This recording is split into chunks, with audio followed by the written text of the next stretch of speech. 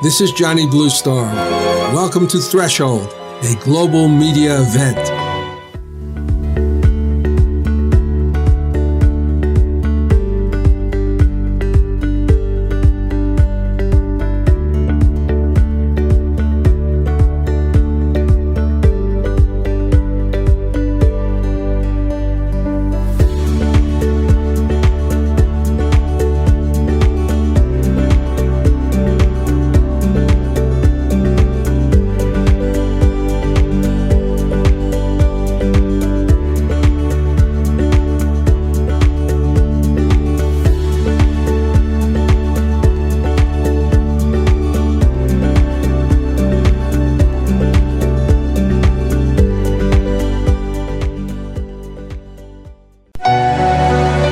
This is Johnny Blue Star. Welcome to Threshold, a global media event. Is the universe just a random dance of atoms, or is it a manifestation of a supremely intelligent architect? Can its purpose, or our purpose here on Earth, be adequately assessed? Can we commune with it, know its intentions, cooperate with its direction? Here, we define threshold as a gateway state of awareness, allowing mankind to cross into a place of real cognition. Threshold allows us to approach questions of higher reality through the door of experience, rather than mere belief. Welcome to Threshold, where we tear away the veil from commercial media, bringing our audience and participants into another realm of reality and enhanced communication. Welcome back to Threshold. I think that today's program will be very challenging. Can you actually turn salesmanship into an exercise that is fundamentally ethical, spiritual, and profitable all at the same time? While many of you out there who listen to us might agree with this possibility, the world outside is often squarely placed in opposition to the alternative of creating a lucrative sales organization that truly puts God, truth, and consumer prioritization in the process. Today's guest is a strong believer in that possibility. Sandra LaFlamme, who is making her second appearance on Threshold, is a speaker, author, and luxury home realtor, is currently developing a platform and a book for training persons in sales with exactly those ends in mind. I believe I am peculiarly competent to interview Sandra on this project because Sandra has utilized my services to act as a developmental editor on her book. And I'm fully aware of the content of her book and her blogs, and it's very, very interesting.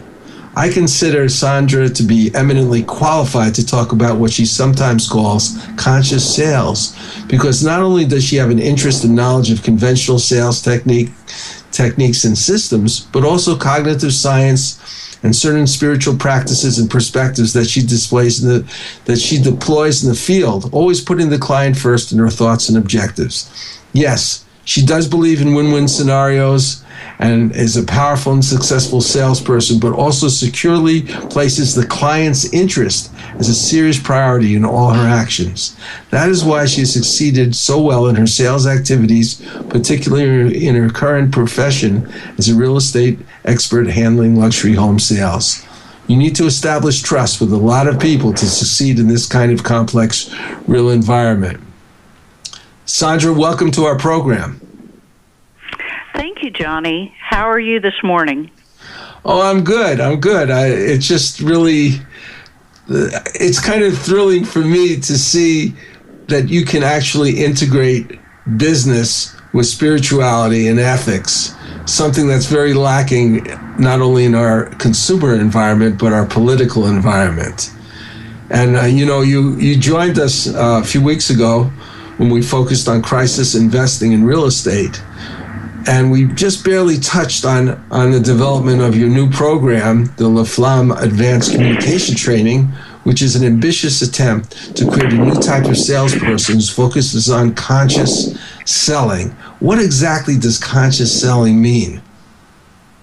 Thank you for that question. It's topical because this week we have seen a lot of crisis in the news and a lot of crisis that's been brewing here on Earth. But self-knowledge and conscious selling go hand in hand with knowing that God doesn't bring us problems. Problems are just going to happen here on earth.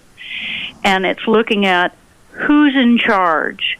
When you're in charge of your situation, you're looking at what's going on with my mind, soul, and spirit. Am I in the right place at the right time, doing the right thing? Have I studied and become an expert in my chosen field? Am I called to be in that field? And when you have that assurance, you can walk into the room knowing that I may not know what's going to happen. I have an outcome that I'm looking for. I have an intention that I'm bringing, and will have the right answers and the right directions for the people with whom I serve. And that's a very good explanation of that process. And I will point out, as you began, the terrible things that are happening in Mali and also in Paris that have happened recently. This is the result of a certain kind of sales that has been appropriated by what you might call the terrorist faction. That faction has been basically manipulated to believe things that are actually the opposite of what true consciousness is all about. But getting back to the question of sales, what did you find lacking in current sales systems and practices that motivated you to undertake such a vast project as the Advanced Communication Training, which in part is involved in the creation of a very comprehensive new and balanced system of sales? What I found lacking was information on when you're spiritually grounded, when you're intellectually grounded, you're actually allowing your brain, the strongest muscle in your body, because it gets stronger with age, you're actually allowing your brain to function at its highest level. But it is only going to function at its highest level on a continuous basis so that it unlocks your body's greatest ability to perform on a day in and day out basis when you are operating with love, compassion, and gratitude. And staying in that system of thinking and self-knowledge also is unlocking your body's best ability to stay healthy and to perform on a daily basis. Yes, you need rest. Yes, you need to eat the right things. Yes, you need to exercise. But if you leave out how you're thinking and how you're approaching your day with gratitude, love, and I am going to serve people and it will be successful, then you're not engaging your brain to a level where, as a muscle, it can get stronger with time instead of being beat down and burned out. Well, that is a perspective that is, I would say, an overall perspective that's lacking not only in sales systems today, but in human life in general. I mean, I think this type of balance within yourself produces better people. Absolutely. And along those lines, this morning I did not have to wake up being concerned at all that the sun was going to rise and that it was going to be here for a certain amount of hours during the winter, and then the moon is going to rise. There are certain things as a human that God has given me, and it is only what is before me. So the other thing that I know I have a perfect and loving God, and He created me in His image, is that I can continue to become equipped, but I can only deal with what's in front of me. That does sometimes mean I got to turn off the news, I got to turn off the stuff that is like dumping trash in my mind, like all of the Zig Ziglar books I loved growing up reading and listening to him, and making sure that I'm putting the things in my mind that feed my spirit and my soul, that allow me to walk out the door and perform and be good at what I do.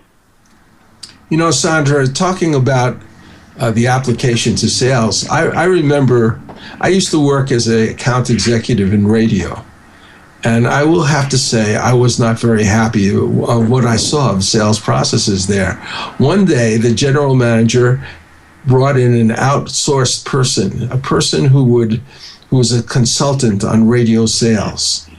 And so I sat there for several days, for hours at a time, listening to something like 100 different types of closing techniques. And I asked at the end of this, I said to him, you've given us all these closing techniques, but what about commercials? You didn't tell us how to write commercials or how to get traffic and so forth. And at the end of this, the general manager kind of smiled. He said, well, we're all kind of con men. And so I spent all my time trying to create commercials that would bring traffic and sales to people who were my clients. But these people just wanted to manipulate them into money and didn't even believe in their own product. There's not a lot of full disclosure there, is there? No, I mean, closing techniques, the best kind of closing techniques, I think, are the ones that are developed in your book. But meanwhile, let me ask you another question, because this is very intriguing.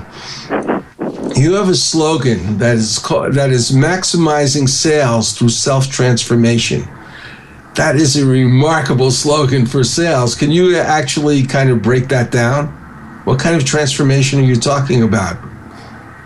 Well, self-transformation, God gives us all sorts of opportunities for self-transformation, and we can look at that as, what am I reading, what am I thinking, and then what am I doing with that? If you're not engaged in something that allows you to activate what you're reading and thinking and then go do it, you don't give yourself a chance to transform, to become better in that particular occupation. And my focus is on sales, because when you affect something that not only helps a transaction where money is exchanged, if those people want to stay in a relationship with you long term and bring you repeat business, you have not just performed well in serving their emotional needs, but their financial needs as well. And you develop a long-term, much larger business than staying connected to what role are you playing. Are you there to solve a problem? As you're listening to problems, are you being the person that's in control and helping them during perhaps a very frustrating time? Anytime we're experiencing something that's new to us, it can present itself an opportunity to learn more and also behave in such a way that we believe it's going to be successful. But if we're surrounding ourselves with people who can counsel us, and you as a salesperson find yourself in that role, then knowing that the counseling that is needed is exactly what that person is asking for at that time. It requires you to use your ears more than you use your mouth, and it also requires you to develop a communication skill that is representing learning, and that you're hearing them and using the tools that are out there that teach you how to help a person be heard and then help them find a solution in a finite period of time. I have crisis counseling training, and as a board member of the Lexington Crisis Counseling Center in my profile, and I've been exposed to what my brother has learned at the Norman Vincent Peale Suicide Hotline. There are things we learn from psychologists that when we're helping somebody who is in a very difficult situation, how to listen, how to learn, and then how to activate into a solution. And there's a finite period of time that you have with people where you can help them in a solution, because in sales, I'm not dealing with a life-threatening situation or a life-harming situation, but I use those same tools to transform and have transformed myself into being a better listener, knowing we have a goal in place, and also to transform those around me. If they've been through something awful in those certain situations, then in that case, I played a role in making sure they got to the hospital or met them at the hospital, playing my specific role. As a salesperson in real estate, I am playing a role in helping them through the process of making a good decision and a good transaction, so that over a long period of time I bring in more clients. A buyer that I was working with this morning, in furthering discussing what we wanted to proceed with, I found out when I asked them very detailed questions that they really wanted to stay in their home. They really liked their home better than all the options, And if something changes in the next 3 years in their neighborhood, then so far they don't like anything else. So they are not ready to move. That's going to be a long-term client that I don't go out with this afternoon, and I changed my schedule to work with someone who is more in need of making a decision today and moving forward in the next 30 or 90 days. Well, that's really interesting, Sandra. Right now, we're going to go into commercial break for just a few minutes, and we'll get back with our discussion of what you call white hat sales, and we'll talk about what that means in a few minutes. We're going to hear a clip from Patricia Welch's Cocktails, Dinner, and Dessert with Patricia, a 3-part CD collection which is available at patriciawelch.com/CD. Patricia and I have worked together with Edgar Ahrens for many years on original music, some of which we will feature today. But this album features Patricia performing some of the most beloved songs of recent decades. It is indeed a banquet of song, performed by one of the most dramatic, versatile singers you'll ever find.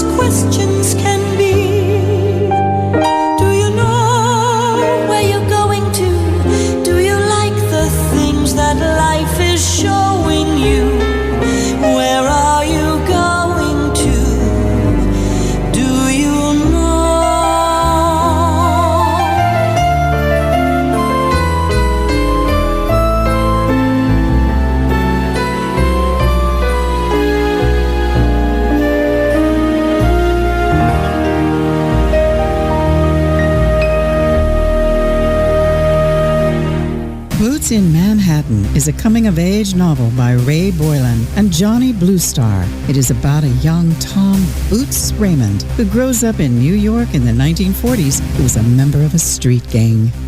My friends and I were about to start our own game of stickball when Rabbit Lacey, the head of the Rattlers, came up to us and tried to move in on our game. We were called Dwarves, the youngest members of the stupid gang.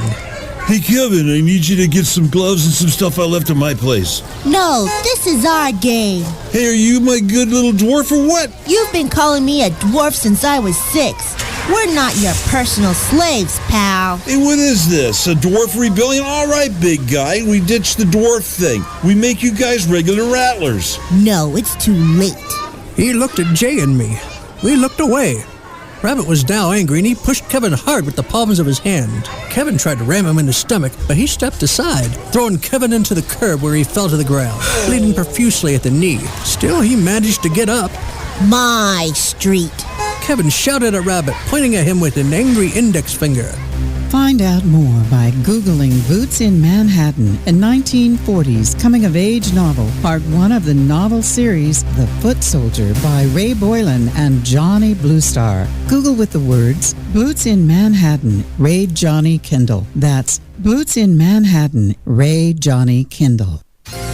Nowadays, if you are a serious business person, just getting assistance from someone with a license and a bit of experience may not be sufficient. In fact, your realtor actually needs to be knowledgeable enough to be one of your top advisors. Whether you are facilitating a giant merger or selling your company, there's a lot at stake besides your finances.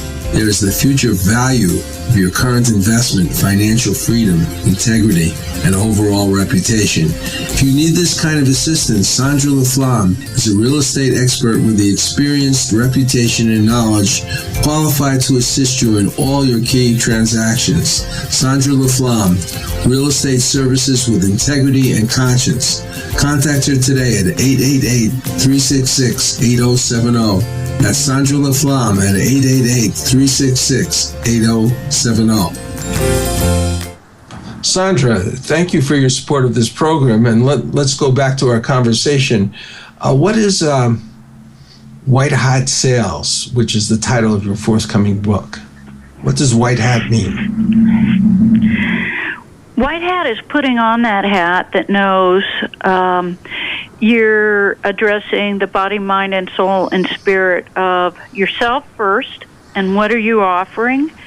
And if you are operating in that goodness that is going to bring about a successful transaction that's good for the people with whom you serve, then it will move you forward, and you'll be able to continually, not necessarily not have bumps in the road, but you'll continually learn and increase in your ability by helping your mind stay activated the way it should be, and knowing when to slow down, when to speed up, when to turn, and then bring the people with you with whom you serve in such a way that they are happy to give you referrals and happy to continue doing business with you.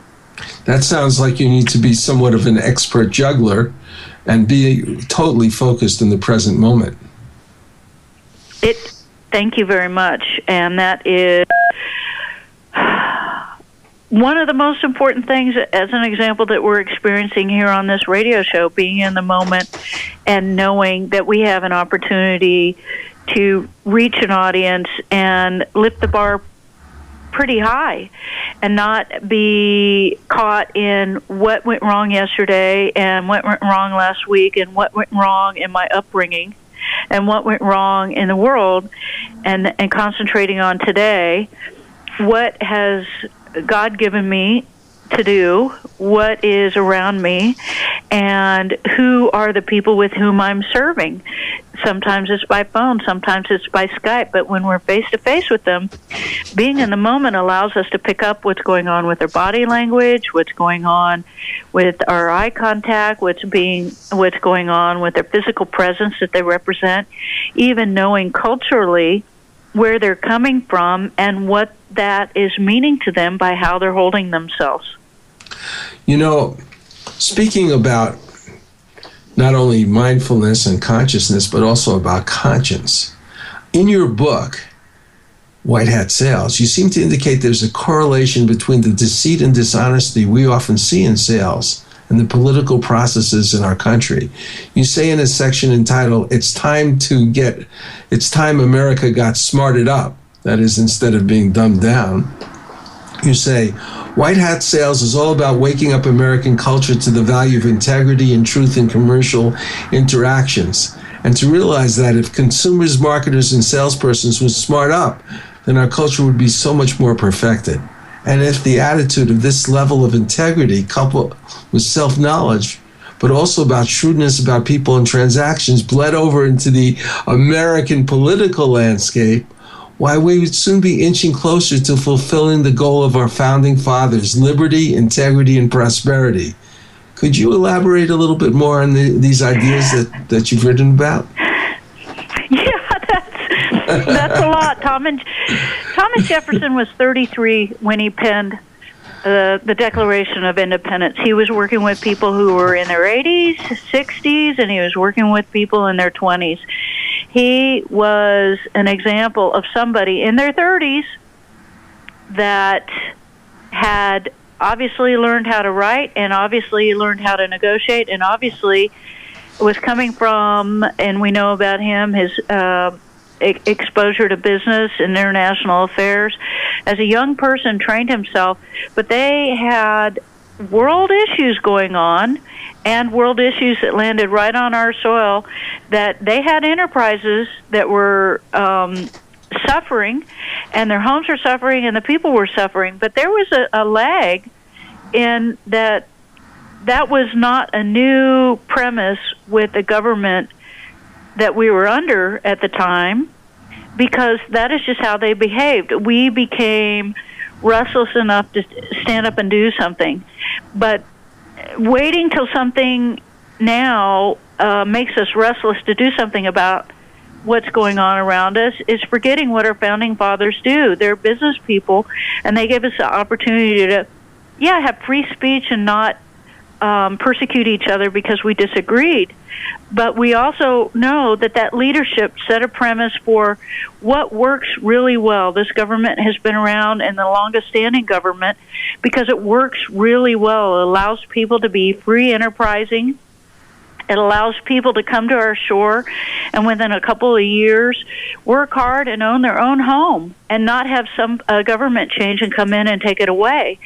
And being that leader in your own household, in your own life, and seizing that opportunity means that we're not here just looking for a handout. We're here looking at what we can offer and what we can contribute, and success will happen all around us when we behave in such a way that we're just our day is spent dealing with handouts and giving and not progressing in our own right and teaching back what we know, then the people around us suffer because they're not learning what we know. And this is an opportunity in this book to show that when we're at a certain level of a success in an area, it means also teaching it back and giving it back.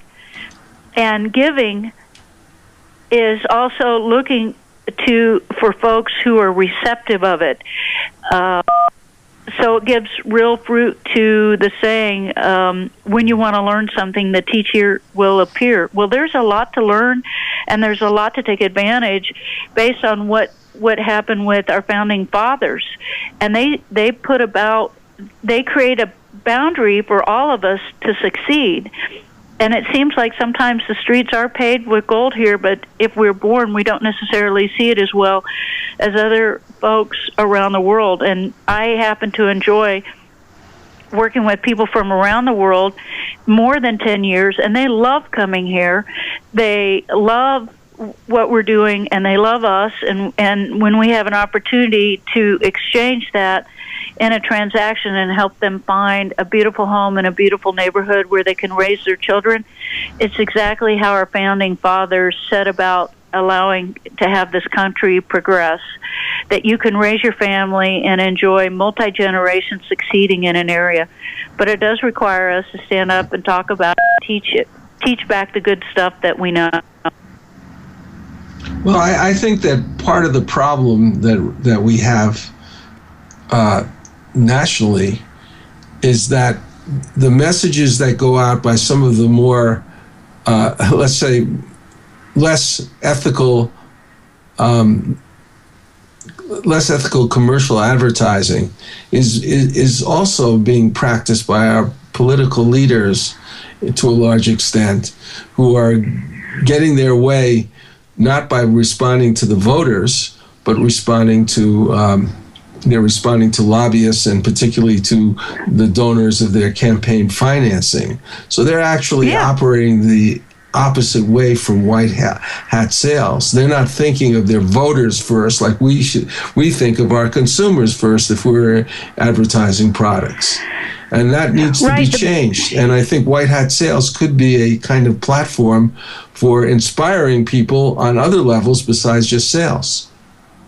Absolutely. The brilliant companies and the brilliant businessmen and Tenafly, New Jersey, who know how to gauge what people want, communicate that to some of our most notorious users in the business world are the drug companies that utilize the similar information that we see some politicians utilize, giving people what they want. If we see somebody who's healthy, jumping a rope, riding their bike, but the end of the advertisement is 10 seconds of disclosure of a person speaking almost too fast to understand, talking about how this drug's going to kill you, cause liver disease, your animals will die because of it. It's just ridiculous to think that the notion of what they're portraying in front of us.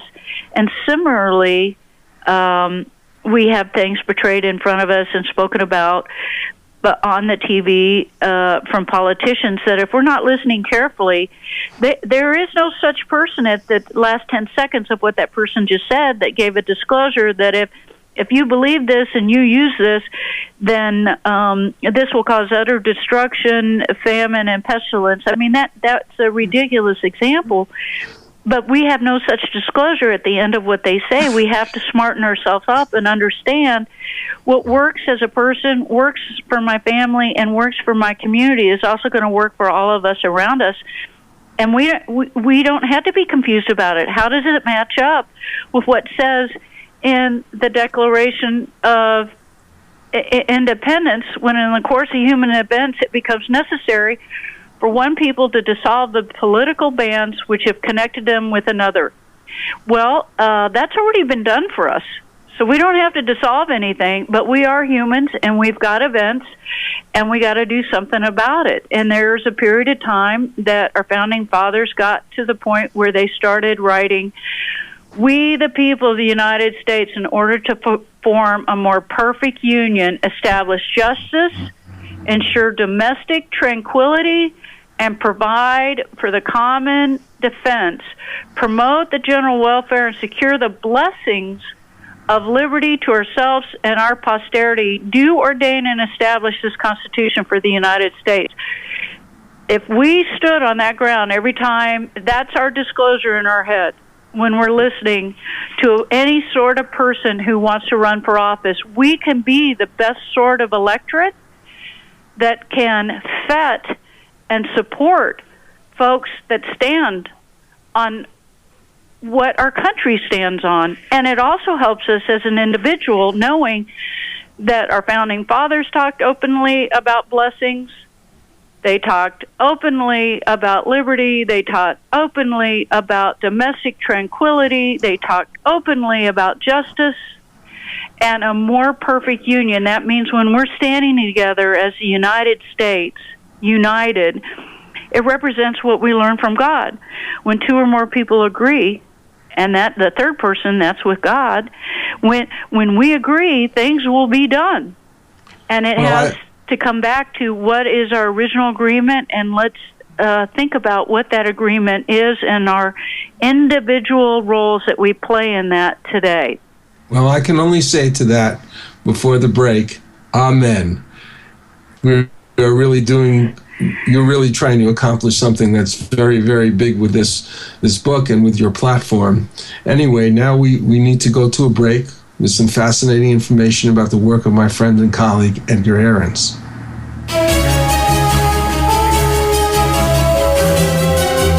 I've worked with Russian composer Edgar Ahrens for quite a few years, building an inventory of songs, many of which feature singer-performer Patricia Welch. We will soon be releasing these songs, components of an album and a musical in progress called Hadley's Castle. When Edgar and I first got together, I was amazed by the brilliance of his musical scores created for movies, TVs, and animations. Here is a sample of the work he did on the Russian TV series, available now on Amazon, called The Secret Agent's Memoir, which had 2 seasons. This score is called Escape and was created for the first season.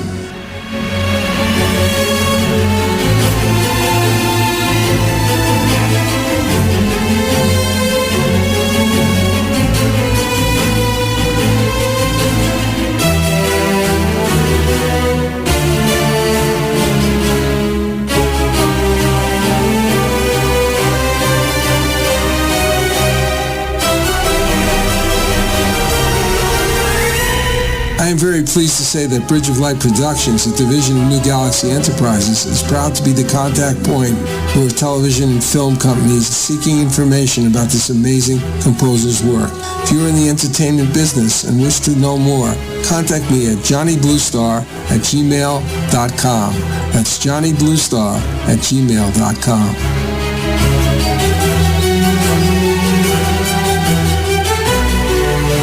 It is the 15th century. El Tesoro de Cielo, a Spanish treasure ship, sends a scouting expedition to a strange island. Golden statues surrounding them prove the enormity of their find. Suddenly, hordes of ghoulish creatures with scaly green flesh and skeletal wings descend upon them from the sky. What do you think of this, Rufio? These creatures are fragile, Captain. We can take them with our swords. They seem supernatural. Who knows what powers they possess? Fallen angels, weakened by their treason.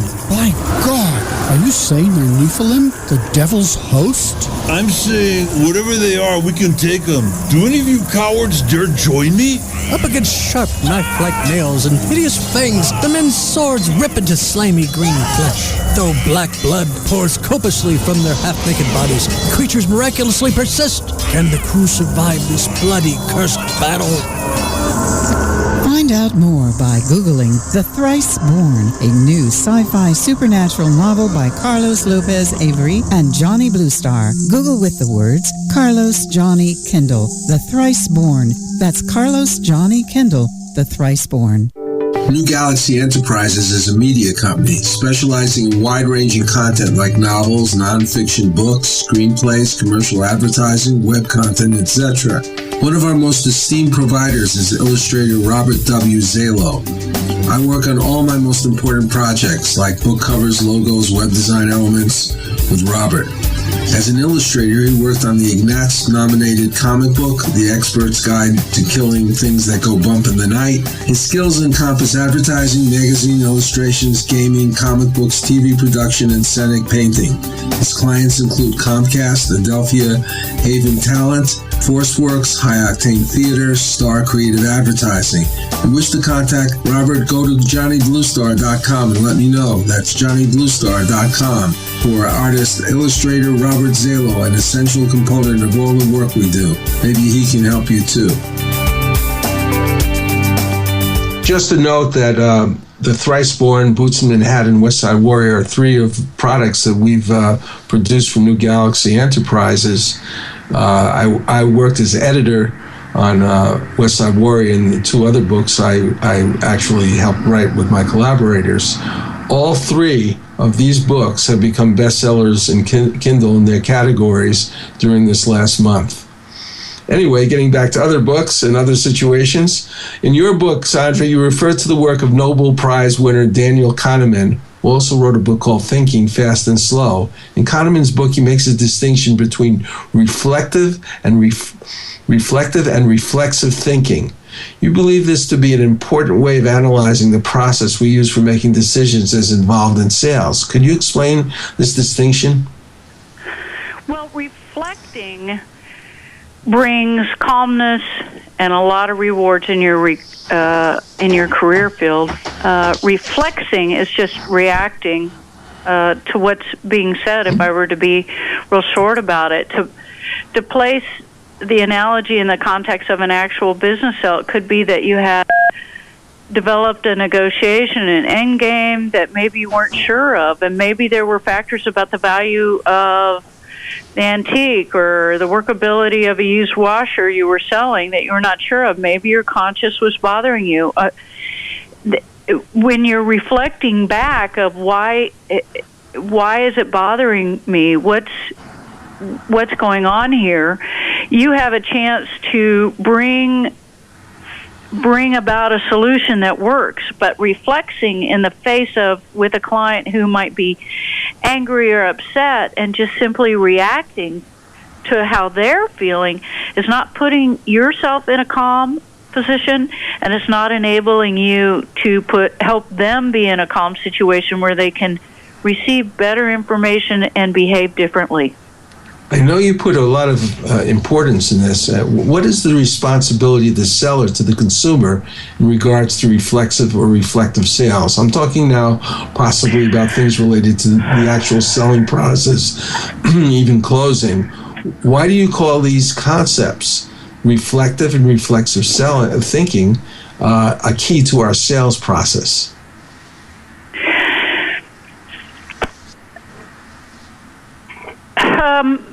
Making sure also that the client is not just being reflexive. I want to move to a better, nicer house, or I want a better, nicer car.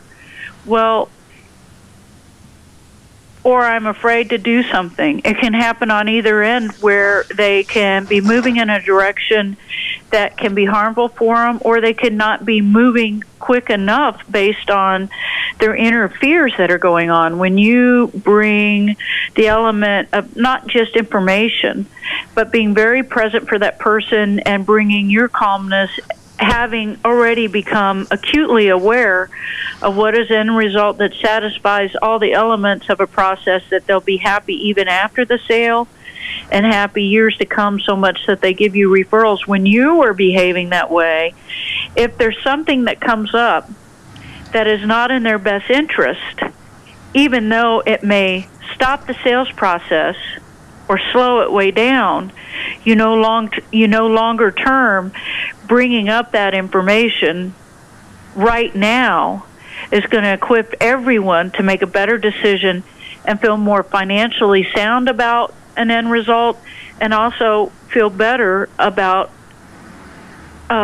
you'll feel better about who you're serving. And if you have enough people that you're working with and you're out there doing all the things in your profession that allow you to build a pipeline of activity, then when somebody is not ready to move forward, or they're not moving forward at a quick enough pace, examining what those risks are and communicating them in such a way that, and usually it's face-to-face, allows it to be calm, to take into the situation, the dynamics that are at hand, and then offering a solution. You, as a sales practitioner, have to be calm so that you keep your eyes and ears open for each solution as you're presenting problems. Even before you're presenting a problem, you want to have an idea what that solution is. And when your brain is working in a calm state and you're working with gratitude, care, and affection for the people with whom you are serving and the situation that you find yourself in, you're happy about your career, you're happy about being there, and you're happy about educating yourself, it allows you to use that left and right side of your brain in such a way that that creative solution comes about right there and then, working with the humans at hand. You know, it's sad, but the human mind is actually partially, a victim of habit. And these reflexive attitudes we have are something that people who understand, for want of another word, mind control or manipulative selling, can easily manipulate, because they're appealing to things that you really haven't thought about, but that you've sort of inherited from your parents, from your environment, your environment in school or your friends. They're not things that you've really worked out, and sometimes they're desires that you've never really thought about. So basically, one of the interesting things is that you say in relationship to this process of reflection and reflectiveness, sometimes the client is their worst enemy. What do you mean by that? Oh, the worst enemy can happen. I'm scared to move forward. I've just had somebody die in my life, and I don't know what to do, and everyone tells me that I have to do this and this, and I have to listen to everyone. and during the real estate crisis, there were lots of opportunities for me to sit down with somebody who was afraid to move forward, and afraid because everyone was telling them that they should do something, but face to face, toe to toe, that person was going to lose their home. It was going to damage their finances, and they were going to miss the opportunity of seizing now, as we called it during that time, that forgiveness period of time where if you had a short sale, certain parts of how it affected you financially can be forgiven, which is a beautiful word because that's exactly what it was.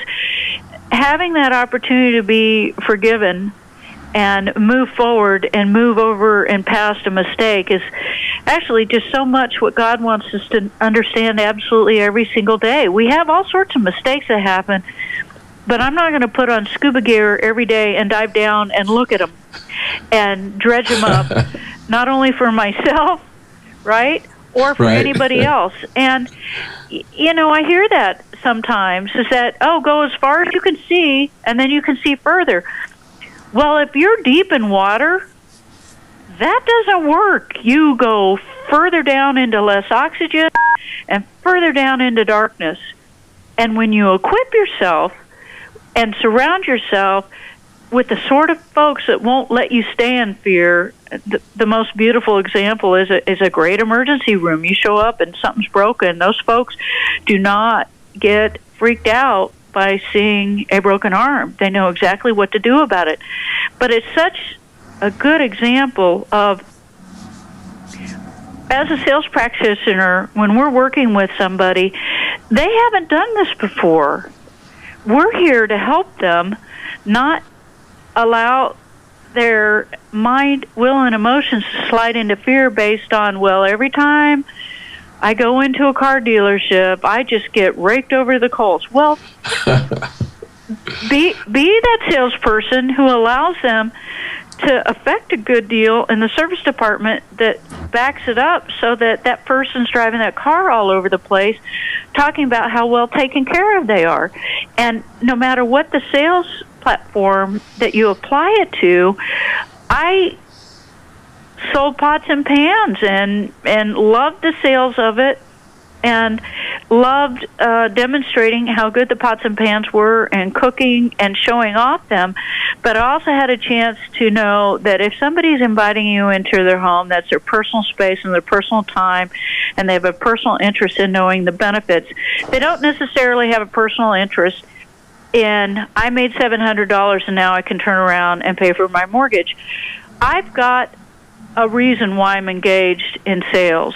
I do pay my bills, and it is something that provides income that gives me a roof over my head. And the better I get, the more secure I feel about paying the utility bills and the roof over my head and being able to water my lawn and feed my chickens. But when I'm walking in the door to help someone, I'm there to solve that problem. I'm equipped to solve that problem.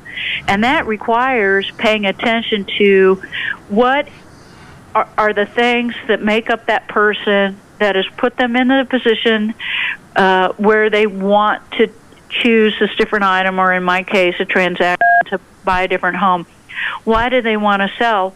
And if it's somebody who's, if I stay here, I'm going to lose my home, that's going to require a little bit of speed, and there's a reason why they haven't been able to pay their mortgage. During the real estate crisis, a lot of people lost their jobs, their company retrenched, they were starting a new job, a spouse went back to school, and they retrenched and regrouped and rented for a period of time. There were other people that then had to move. In cases all around the United States, we always have people who move for jobs.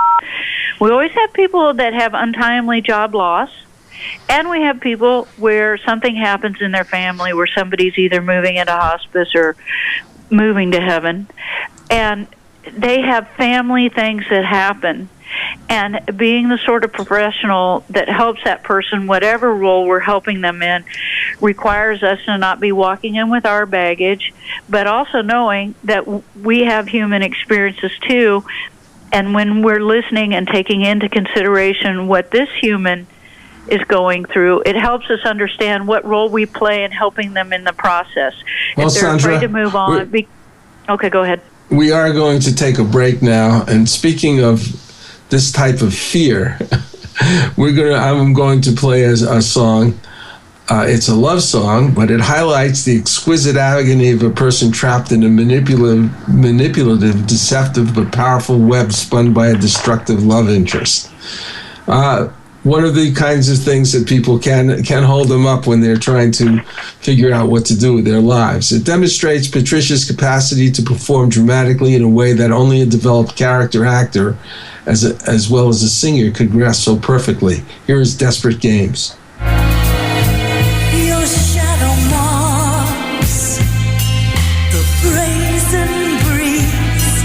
I sense you near and slowly freeze, tempted by your lips and your touch. The cup of you is way too much. I drink from you in sleeping dreams and mourn your loss in muffled screams, which sees the sweetness from the dawn and build new worlds with shadows sprung. No golden arrow from the night would dare eclipse your cryptic smile. Laughter turned to mortal sighs, desperate games of love and noise. Desperate games, I'm not ashamed to take their blame. Why do I name these desperate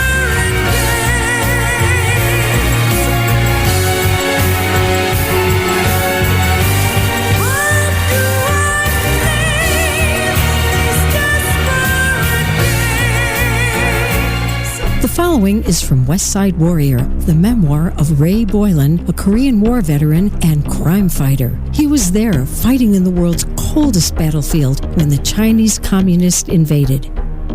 Desperate squad members ran past our foxhole yelling, "Get the hell out of here, there's too many of them."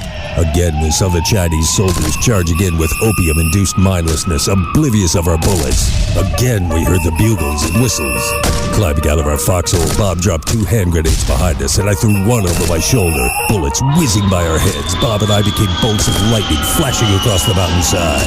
Like a hideous film, desperate scenes like this played out on the Tokong Pass for 3 days. Sometimes I played in the scene. Sometimes I could only watch and wonder if it were real, or if I'd be suddenly jolted out of my trance by an RKO usher saying, "Hey, did you kids sneak in here?" To acquire this book, Google westsidewarrior.boylan.kindle. Boylan is spelled Boylan. That's Westside Warrior, Boylan, Kindle. This is Johnny Bluestar. I've worked as a lyricist with Patricia Welch for over 5 years, along with Russian composer Edgar Ahrens, a friend and colleague. Her ability as a singer is simply amazing. She brings a unique and dramatic flair to every song she sings. Over the next few months, we shall be releasing a number of these songs, part of an album called Hadley's Castle. Meanwhile, Patricia has been busy creating a super enjoyable collection of classic standards in an exciting 46-song, 3-CD collection. Music for great entertaining introduces Cocktails, Dinner, and Dessert with Patricia Welch. 3 hours of continuous music. 46 of the all-time classic standards, spanning decades of hit songs.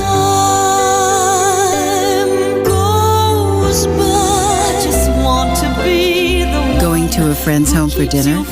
Cocktails, Dinner, and Dessert with Patricia also makes the perfect hostess gift. This 3-CD compilation is the perfect background music that sets just the right mood for any dinner party. I'm crazy for feeling so lonely. There was a boy, a very strange, enchanted boy. To purchase this album, just go to patriciawelch.com/CD. That is patriciawelch.com/CD. You won't be disappointed. We're going to take our 5-minute station break now and be back with more about white hat sales with Sandra LaFlamme. See you then.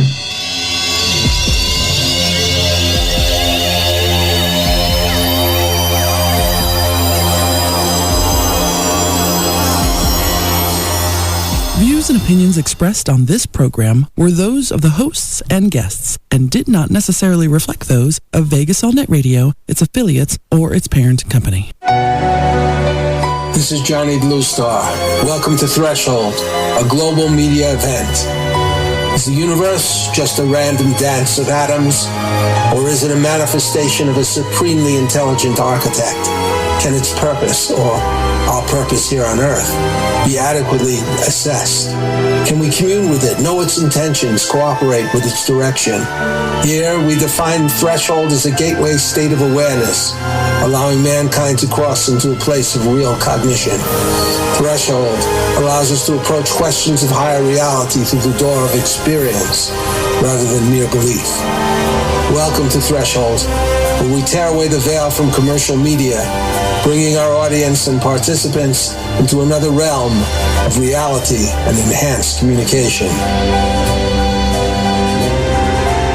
We're back with Sandra LaFlamme, who has created this remarkable sales system called White Hat Sales, based on spiritual and ethical values not normally developed in the way that Sandra has developed them in her platform. Sandra, we have talked a little bit so far about white hat sales. What is black hat sales? Like the linguistic programming of what they used to do in movie ads that they believed and used to some level of effectiveness to where they stopped it, and that was suggestive sales to go buy popcorn, or on the internet where something flashes up and says buy now, buy now, buy now. Ooh, that's triggering that mechanism of what am I gonna miss out on? What am I gonna miss out on? What am I gonna miss out on? There's certain trigger points that can be pushed with human beings, and pushed repeatedly, human beings can and will and oftentimes do respond. We know my parents had gas stations and convenience stores growing up. We know it what a lot of the big stores know at Walmart. What we put on that end cap is suggestive. Those candy bars, those gums, those things that, ooh, I want that. I may not be able to get one later today. There's certain things that we can say and do and affect that are pushing those trigger points we know that happen with humans at certain price points or certain things that are going to drive their emotions. And you keep pushing it, and you just keep that pushing that emotional, moving that person in that direction. And it may not be in their best interest. We do don't want to. We don't want to find ourselves behaving like lab rats. We don't want to be that way. Sometimes it just happens, and we can catch ourselves. But it's out there, and it's going on all over the place. And looking at the total picture of what's going on requires us to also surrounding ourselves with information from professionals that we trust and like, and have a track record of helping enough people that those people are still talking about what a good service it was, but also what a good transaction it was for them. You know, you mentioned the pharmaceutical sales before, which is one of my favorite examples of what often, not always, but often is black hat sales, where you basically kind of play a visual lullaby for somebody while you tell them now there's something that can help them, can probably kill them, or at least disable them, or at least give them really bad headaches. And that shows you the power, because these commercials are tremendously successful, the power of manipulative and suggestive programming that appeals to people's reflexive narratives, those stories in their mind that say, well, this is a great thing, this is a great story, I love it, and don't reflect on what it's actually saying. In your case, You have developed a system of sales that's both based on science and true spirituality. Could you explain that interesting combination?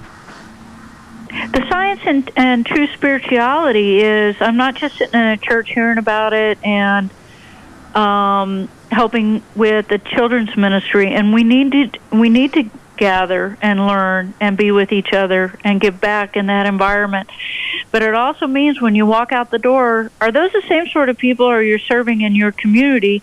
And when you're serving people in your community, do they want to come and congregate where you are? It's a attractive force, not like, oh, Sunday you got it all going on in that building, but Monday through Friday, watch your back with that person.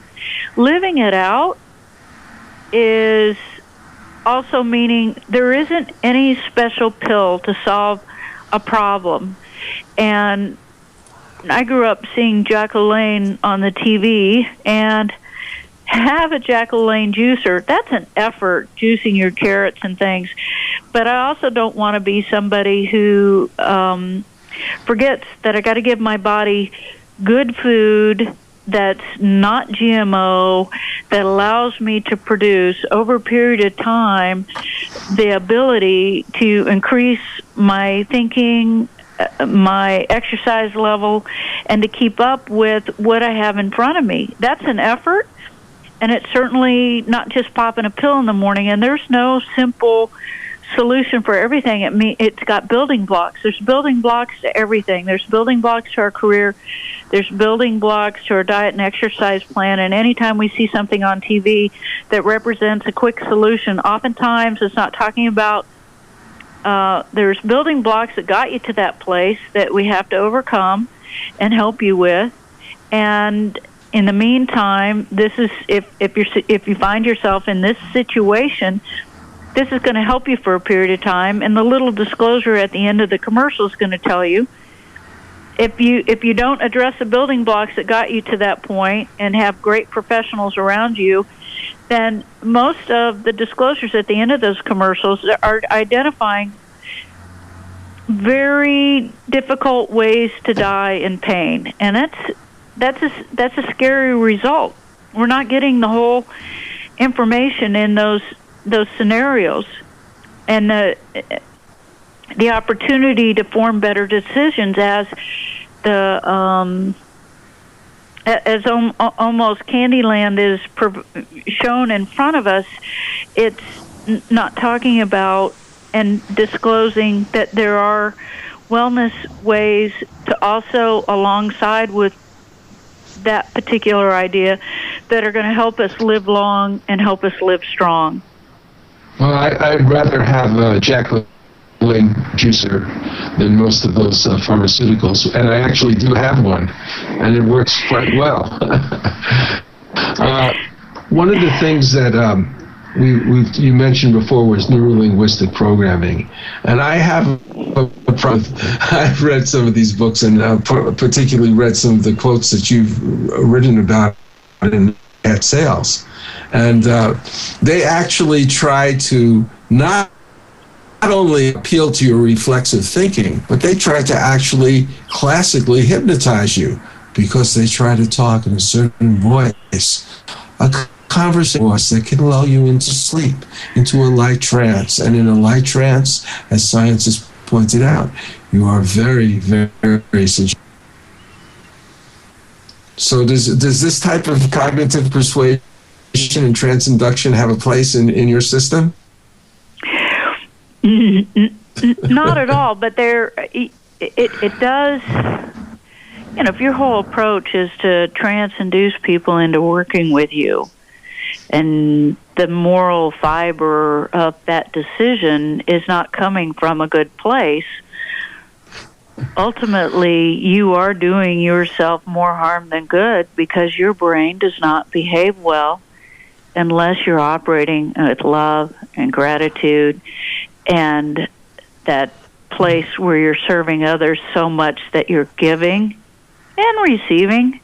If your beginning premise is, I'm going to get something from these people, first of all, you're harming yourself because your brain's not going to work right. Ultimately, as your brain is not behaving and functioning correctly, it is not allowing the true expression of your DNA, and it does cause disease when your DNA cannot express itself.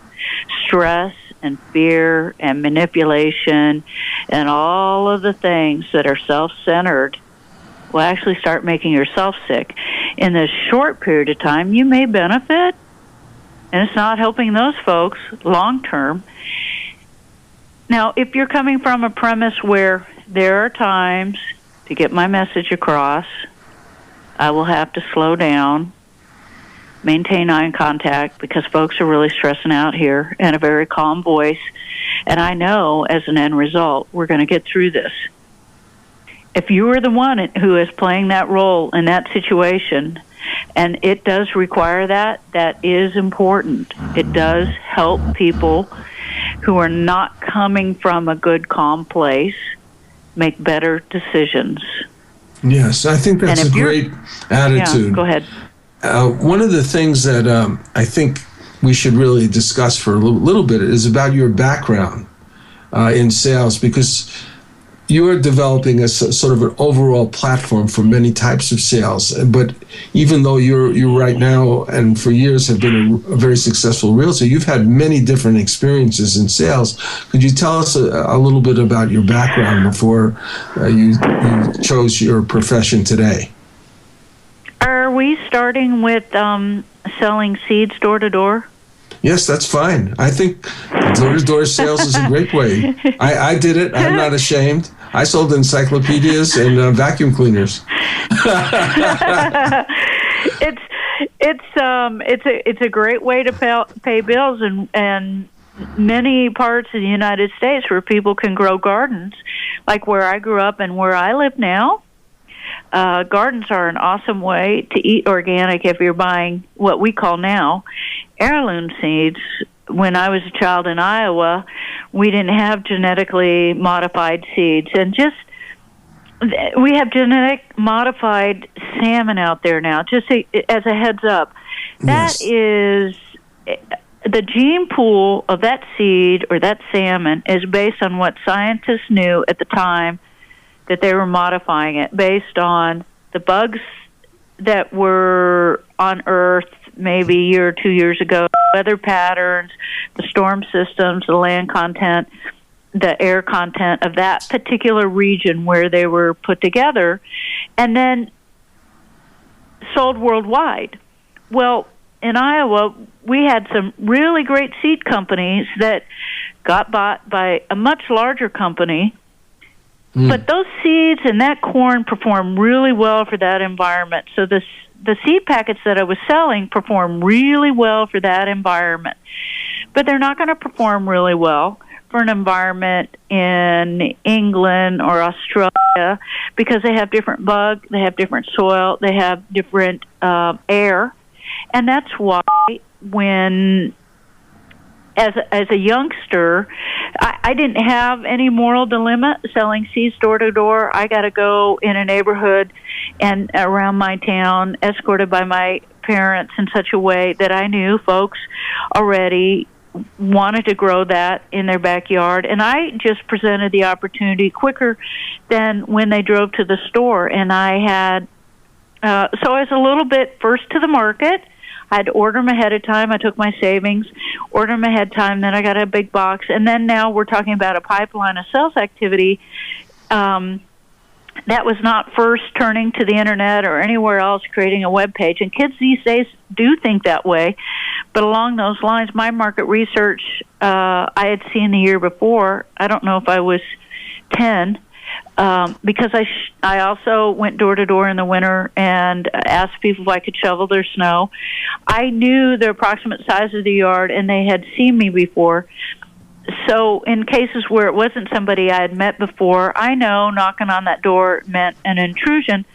But if you're choosing the time of day that you're doing it, and I'm not doing it in the dark with a flashlight and being creepy in the yard coming up to the back door, I'm also taking into consideration my presentation and presenting the opportunity.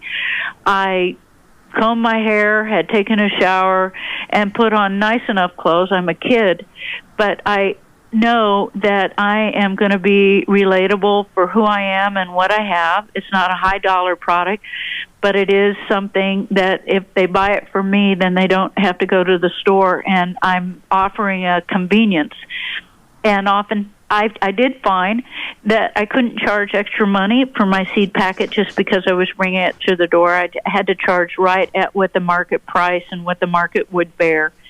And at the end of that seed selling time, for the extra seeds that I had left over, like anybody that has leftover inventory control tells you, okay, this could be complete waste, and I write it off, or I could cut the price and offer a deal and find somebody who wants a lot of seeds and can take advantage of that opportunity.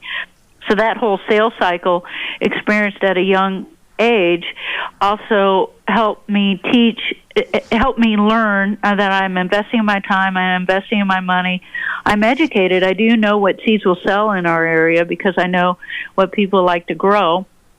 My mom's growing this, and so I also have a personal experience.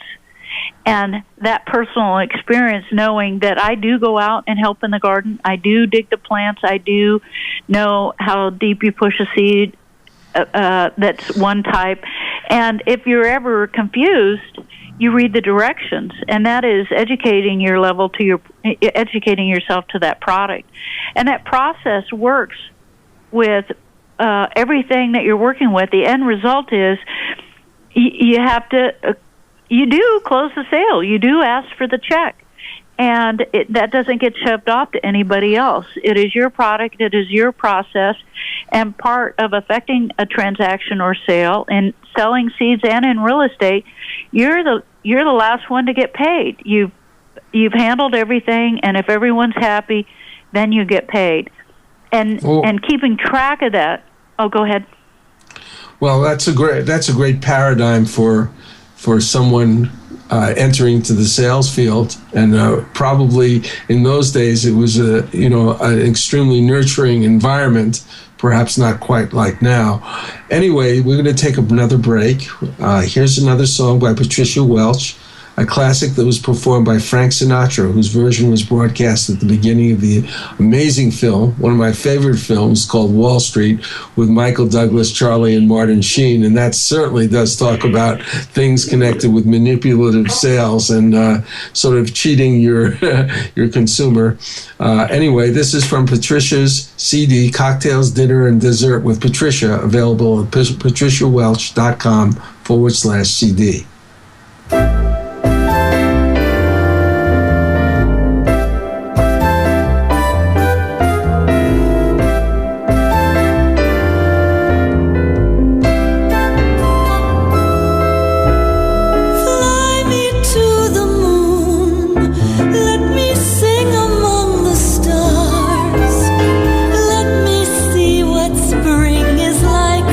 Jupiter and Mars. In other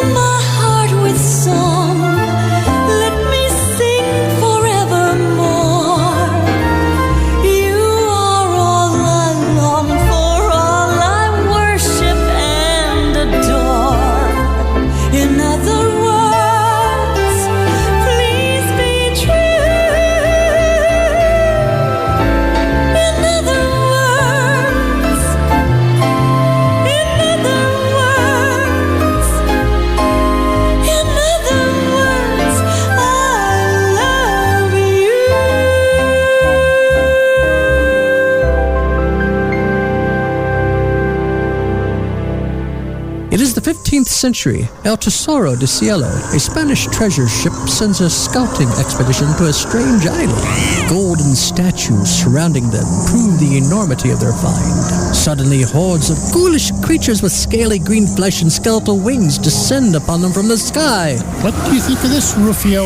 These creatures are fragile, Captain. We can take them with our swords. They seem supernatural. Who knows what powers they possess? Fallen angels, weakened by their treason.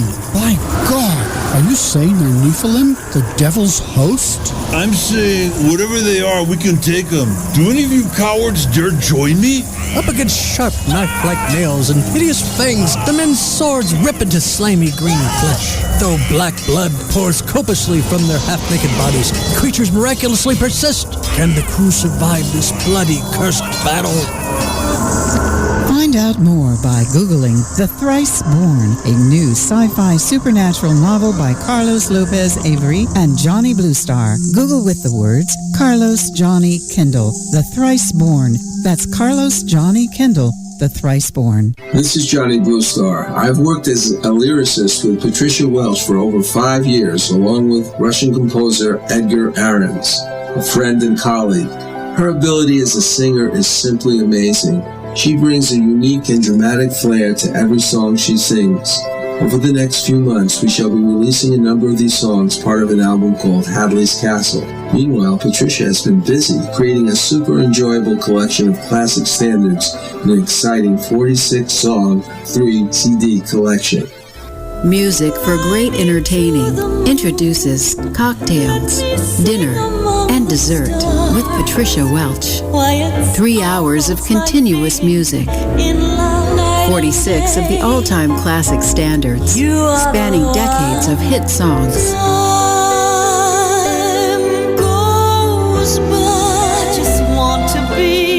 Going to a friend's home for dinner? Cocktails, Dinner, and Dessert with Patricia also makes the perfect hostess gift. This 3-CD compilation is the perfect background music that sets just the right mood for any dinner party. I'm crazy for feeling so lonely. There was a boy, a very strange, enchanted boy. To purchase this album, just go to patriciawelch.com/CD. That is patriciawelch.com/CD. You won't be disappointed. You know, Sandra, I loved your story about your seed selling days when you first started out. I would like to say that there are two kinds of salesmanship. One is where you basically sell a product or service to a client without much investigation into his or her personal business or needs. And the other is where you know so much about your client's business or your consumer's needs that you can actually find solutions to this problem, sometimes problems he or she hasn't even really recognized. And I would point out that I think that your form of sales in your seed selling days was more of the second kind. The former straight sales approach is easy, but perhaps not as lucrative as the second. How do you develop the second, more customized approach, and why is it so much more profitable? I was a Series 7 sales representative in my 20s and 30s, and I realized that approach of just selling stocks was not going to build a long-term ability to keep a roof over my head. And developing a rapport with the folks with whom I served meant getting to know their business, and it meant an overall long-term picture of where they're going and where they're growing. I happen to be married to somebody in that field now, and he's excellent at that. And what I see that's similar in his approach to where my heart was when I was in that occupation was there are fees to everything. There's a cost to everything. If it's something free, you're probably not going to want it. If it's free advice, you're probably not going to want it. And with an overall approach, it also means disclosing what those fees are. There, as an example, there's some great mutual funds out there, but there's fees that those people get paid to manage that mutual fund, and in return for them watching the market for you, those fees come out of your performance. Or you can have somebody who helps you gauge your performance in your portfolio, but there's a fee to that. And oftentimes those fees can be lower, but if you think that return on that mutual fund, I don't have any fees, yeah, there's humans there that are getting paid to make those decisions and watch the market, and they're driving home at 5 o'clock and going to dinner with their family, and they have a roof over their heads. So they're paying for a car, family, school, and food. So along those lines, when you're taking into consideration what you're paying for and what you're getting, you're in a position as a consumer, being a salesperson, and as a salesperson, with that person being in a position, you're taking into consideration value. I saw a tweet just now that says 2016 means the death of targeted millennial marketing. Well, guess what? We've already been speaking about, and what we have in my book of salespeople as well as consumers need to be rescued from the dark side of sales. And millennials, right. The salespeople need to be rescued too.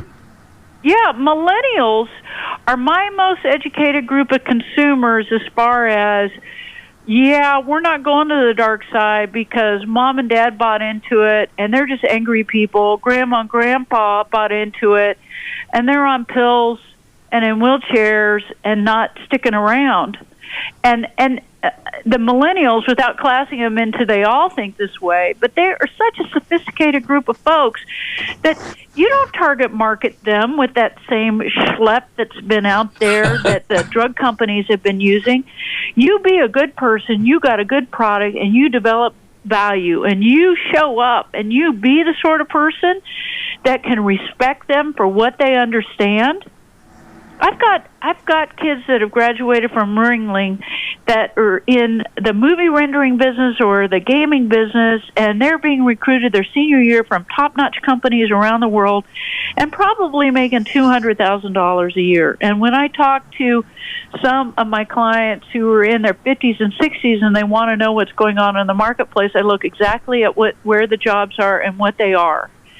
And not all the big high-paying jobs are held down by corporate America folks. There's a lot of entrepreneurs, and a lot of them are 30 and younger, looking to I'm not going to repeat that mistake I saw my parents and grandparents make.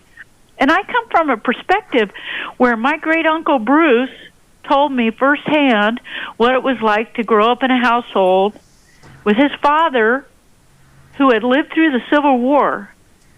Now, my great-uncle Bruce told me that firsthand about his family, a little more than what I had learned from my family, but I have longevity in my family, and I have also a group of people that a great-uncle Bruce was not in the Civil War, but my great-grandfather was, and bloodshed on your own property, and then regrouping and what our country did and come together and affect an age of not only what's going on with industry but entrepreneurs, and then living through the Great Depression firsthand.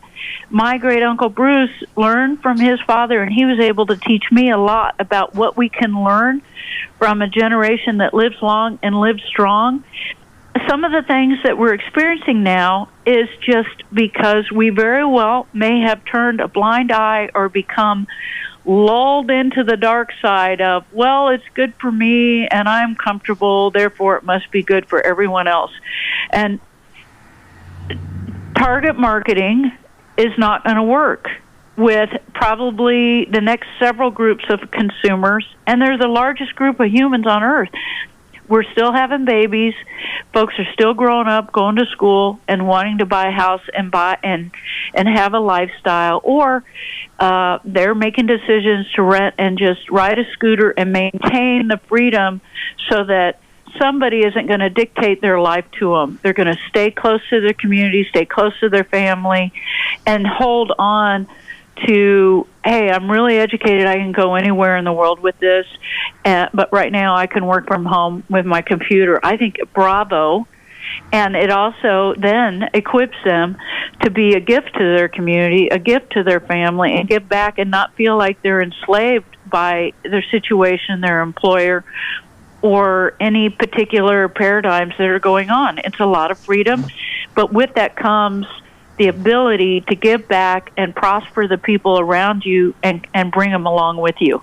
I think that in some ways what we have here is a gap between the old school, which was the before television really kicked in, and where we were dumbed down a lot by television, and then we move into the area of the internet where there's been a very good aspect to it, which is the interactivity between our young people, and I think it has given them a lot of savvy if they use it properly. Anyway, we need to take a break now. It's opened up the whole world. I'm sorry? It's opened up the whole world. It's opened up the whole world, and our community is not just our neighbors here, but in other countries, which I work with, and I know you work with all the time. Anyway, here's a song by Patricia Welch, written by Edgar Ahrens, the composer, with lyrics I've written for a forthcoming album called Hadley's Castle. This song is very interesting. It's called My Heart Is Ready.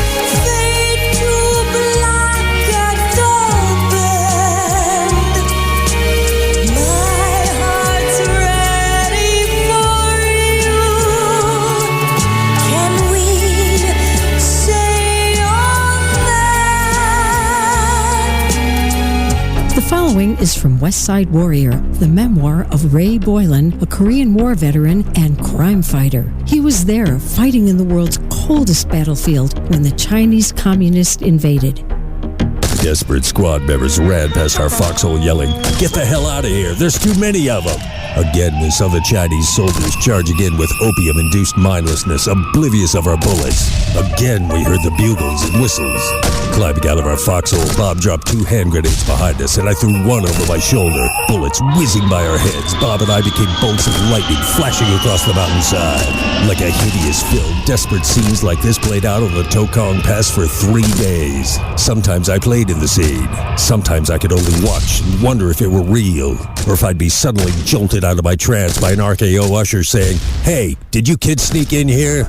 To acquire this book, Google westsidewarrior.boylan.kindle. Boylan is spelled Boylan. That's West Side Warrior, Boylan, Kindle.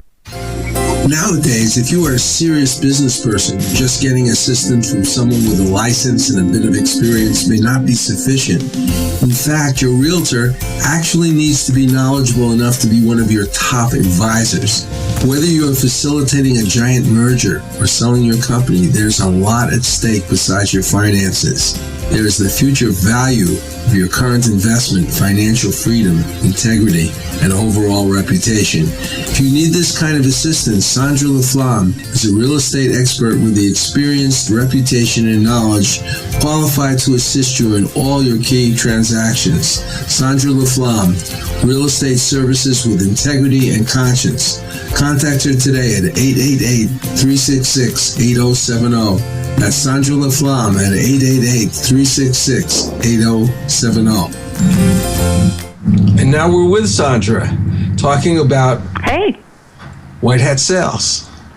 Sandra, now we get into the really interesting part. For me, interesting anyway. Can you explain the role that spirituality plays in your program? How can interacting with a higher power, that connection to the Father of all things, play in something as mundane as human interactions? Or maybe human interactions are not as mundane as we think, possibly somehow intrinsically bound to our own divine nature. What is your take on this? How can you bring spirituality into sales? I know if I have a loving God, if I know personally, if I have a loving God and He created me in His image, then I can believe that I am loved and I can be a loving person. That also is finding out what He has to say about what's going on. I personally read the Bible like it's a newspaper. What's up? What is the news? What do I got to know? And it's the sort of information that I want to feed into my mind, spirit, and soul, and surround myself with teachers to help me gain clarity. That's not a primary occupation, who have clarity in that.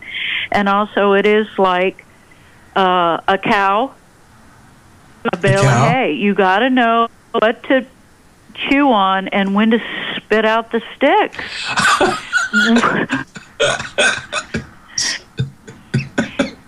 Go ahead. I'm sorry. Yeah, you got to know when to spit out the sticks. And there's a lot of what we're about that is like, come on, people, that's a lot of stick.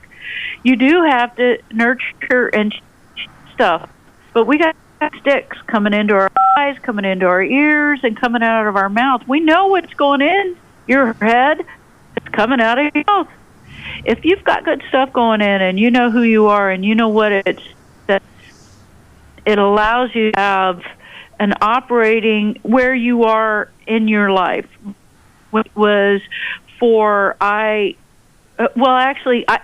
not sure if I discovered and realized I was a separate human being than my sibling or three in and around that age. But I remember sitting there thinking, I am different. Well, that thinking changes when you're a teenager and different, and it's and I love public school for this because you get a whole mix of everything that's going on. I'm functioning because I want to learn and I want to grow and I want to be active, but my world was different than my world now. I look at the southwest coast of Florida as a great place of what you can do in America because we have hotel-sized homes being built by people who are in their chosen profession is what they want to do with their money. That's all part of the American dream. Along those lines, part of my American dream is to have a big backyard where my dogs can run my own chickens. But I get to each step of my dream and understanding of as a person. So when I was a teenager, I never thought about feel like this. I just was thinking about getting through the week and acne on my face. So growing up where we are and where we are in hand also means grabbing onto the things that bring life, that love into our life, and also to exemplify gratitude. And that's brain work, doing things that allow us to be grateful for what we're doing and grateful for the opportunity to help somebody. It's not drudgery. It's not too much effort. If you get to that point, you're like the person who had the chainsaw or the axe that just keeps chopping down trees. Activity does not represent progress. You can get so far and your axe is dull. And that means you got to stop and sharpen it. And along those lines, where am I being as sharp as I can? Am I getting the amount of rest that I need? Am I getting a route of nutrition that will help me? And am I doing the things within my family that first, am I that person at home that is good to them as I am to the folks outside in my world? If there is, when I come home and I'm just not that same good person, then what do I have control of, and what can I change about that? Because we have to be good first to the people around us. My favorite thing when I'm meeting parents is I know what's going on at home, no matter where I am. If I'm showing them homes or if I meet them at some social venue, if their kids are with them, I can see what's going on at home, because those kids are either recognizing and respecting their parents, or they're just like, okay, here we go again. They're going to be nice here, but when we get home, it's just going to be ridiculous.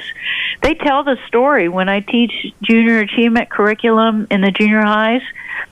They love information and love the opportunity to understand that their personal branding is starting right now. And we have all these exercises to help them step through that, and in a day is what we're given for that curriculum. We have helped those kids understand that brands like Apple that didn't exist 50 years ago mean that that group that I'm with at that time very well may be creating a brand that will exist in 20 years. And breathing that opportunity in them also comes a responsibility. How you behave, what you're doing with your life is affecting the people around you, and they remarkably, thanks to Facebook, we all know this now, are going to remember how you were in junior high. And so who you are as a person is really important.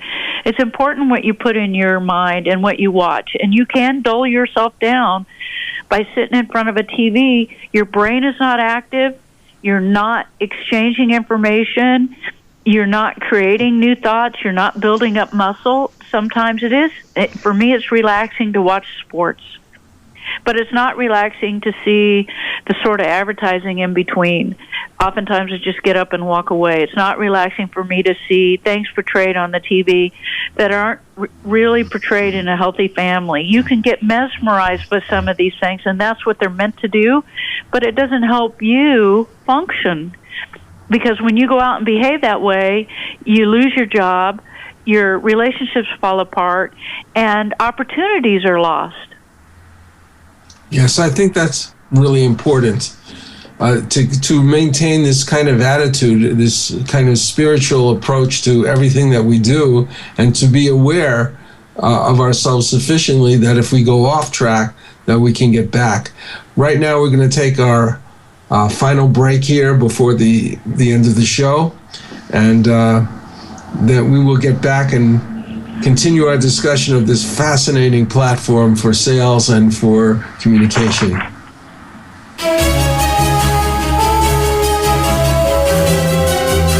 I've worked with Russian composer Edgar Ahrens for quite a few years, building an inventory of songs, many of which feature singer-performer Patricia Welch. We will soon be releasing these songs, components of an album and a musical in progress called Hadley's Castle. When Edgar and I first got together, I was amazed by the brilliance of his musical scores created for movies, TVs, and animations. Here is a sample of the work he did on the Russian TV series, available now on Amazon, called The Secret Agent's Memoir, which had 2 seasons. This score is called Escape and was created for the first season.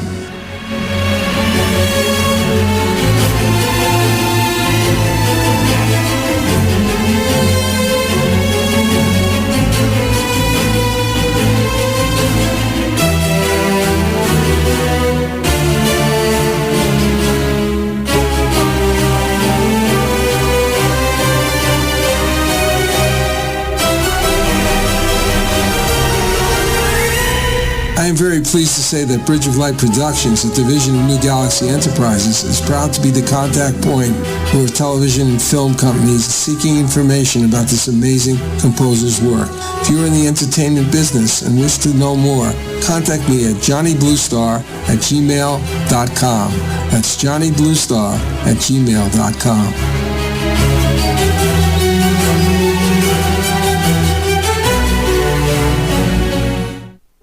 New Galaxy Enterprises is a media company specializing in wide-ranging content like novels, nonfiction books, screenplays, commercial advertising, web content, etc. One of our most esteemed providers is illustrator Robert W. Zalo. I work on all my most important projects like book covers, logos, web design elements with Robert. As an illustrator, he worked on the Ignatz-nominated comic book, The Expert's Guide to Killing Things That Go Bump in the Night. His skills encompass advertising, magazine illustrations, gaming, comic books, TV production, and scenic painting. His clients include Comcast, Adelphia, Haven Talent, ForceWorks, High Octane Theater, Star Creative Advertising. If you wish to contact Robert, go to johnnybluestar.com and let me know. That's johnnybluestar.com. For artist, illustrator Robert Zalo, an essential component of all the work we do. Maybe he can help you too. Boots in Manhattan is a coming-of-age novel by Ray Boylan and Johnny Bluestar. It is about a young Tom Boots Raymond who grows up in New York in the 1940s who was a member of a street gang. My friends and I were about to start our own game of stickball when Rabbit Lacey, the head of the Rattlers, came up to us and tried to move in on our game. We were called dwarves, the youngest members of the stupid gang. Hey, Kevin, I need you to get some gloves and some stuff I left at my place. No, this is our game. Hey, are you my good little dwarf or what? You've been calling me a dwarf since I was 6. We're not your personal slaves, pal. Hey, what is this? A dwarf rebellion? All right, big guy. We ditched the dwarf thing. We make you guys regular rattlers. No, it's too late. He looked at Jay and me. We looked away. Rabbit was now angry and he pushed Kevin hard with the palms of his hand. Kevin tried to ram him in the stomach, but he stepped aside, throwing Kevin into the curb where he fell to the ground, bleeding profusely at the knee. Still, he managed to get up. My street. Kevin shouted at Rabbit, pointing at him with an angry index finger. Find out more by Googling Boots in Manhattan, a 1940s coming-of-age novel, part 1 of the novel series The Foot Soldier by Ray Boylan and Johnny Bluestar. Google with the words Boots in Manhattan, Ray Johnny Kindle. That's Boots in Manhattan, Ray Johnny Kindle. Sandra, getting back to the sort of spirituality here and the difference maybe between our perspective in White Hat Sales and other perspectives, why do you believe that the simple following 5-word phrase can be, as your book says, the secret key that the proverbial Aladdin may have used in negotiating with his lamp? That is the phrase, it never hurts to ask. What are the spiritual and human dimensions in regards to asking for something you feel you need, for petitioning the Father of all things? Holy cow. That's even an ironic thing for me to say. But, you know, if you don't ask God and you don't feel like you can hear from God, then you're not asking the person that made the sunrise this morning, the person who knows it all. Why would I not be using my ears more than I use my mouth when I'm asking for information? Now, we have a book out there that tells us what he already said, but if I want to know here and now what's going on, then asking God means I also am going to hear it. And for any folks out there who say, well, how can you say that? Who says you can hear from God and I can't? I'm not saying that. I'm just saying everyone can on earth. Everyone can look up the stars and see and hear and listen. Just ask. And along those lines, as we grow as people, it gives us an opportunity that what role we play in every situation that we're in. When we ask, we're asking for more information, or we're asking from a sales perspective, we're asking to ring up the purchase, to close the deal, ask to be hired, ask for the job, ask for a referral, ask for the name of friends and clients who want to do business with us. We're asking, we're learning, we're gathering information. And if we have a heart to find out the bigger questions, then there's a God out there who's willing to answer and ready to answer if we're just asking. Well, I'm going to ask you some final questions now, because we're winding up our show. And so where are you going to go from here? When do you think your book is coming out? I believe before the book is unveiled, you're developing some of its ideas and even content on your blog. How can people find you, your blog, and not only the information, but for your assistance perhaps in real estate sales? How do they get in touch with you, Sandra? Yeah, SandraLaFlamme.com.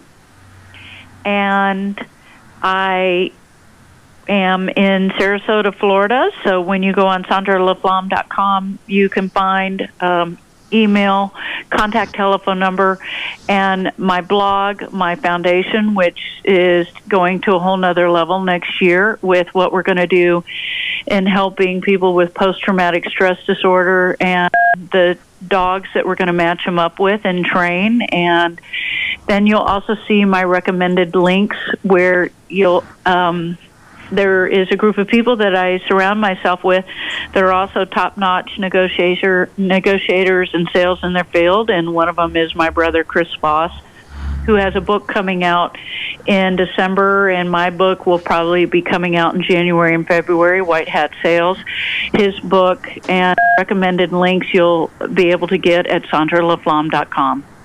Well, thank you, Sandra, and thank you to Patricia Welch and Edgar Ahrens for their music. Thanks for the owner of Vegas AllNet Radio, who are making radio come alive again, a voice of liberty in the wilderness of a media desert.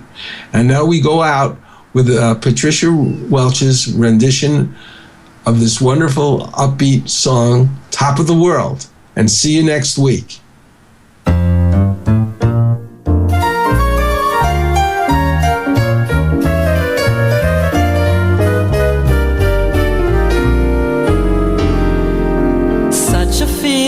Coming over me. There is wonder in most everything I see. Not a cloud in the sky, got the sun in my eyes, and I won't be surprised if it's a dream. Everything I want the world to be is now coming true, especially for me.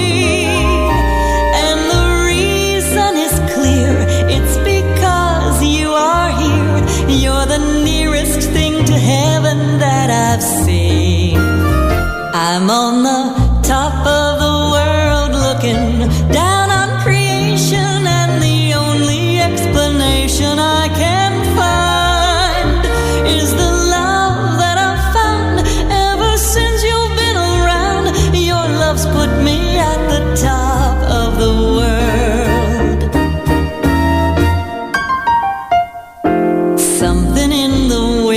Learned my name, and it's telling me that things are not the same.